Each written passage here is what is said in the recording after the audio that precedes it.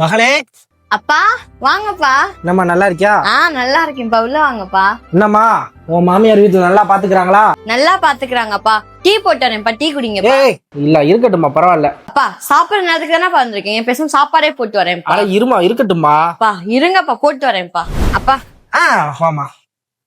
ஏய், இந்த குழம்பு எதுக்குடி உங்க அப்பா ஊத்துற? அது என் புருஷனுக்கு என் மயனுக்கு எடுத்து வச்சிருக்குது. அங்க உனக்கு எடுத்து வச்சிருக்கல, அந்த குழம்பு எடுத்து ஊத்து. இல்ல புரியல. உங்க வீட்டுக்காரருக்கு உங்க பிள்ளைக்கெல்லாம் ஒரு குழம்பு, என் பிள்ளைக்கு தனி குழம்பா? என்ன ஒதுக்கி வச்சிருக்கீங்களா அவள? அப்பா ஒரு நிமிஷம்ப்பா. இருமா, என்னங்க நினைச்சிட்டு இருக்கீங்க? இந்த சுந்தரத்தோட புள்ள அவன் வீட்டுல ராணி மாதிரி வாழ்ந்துகிட்டு இருந்தா.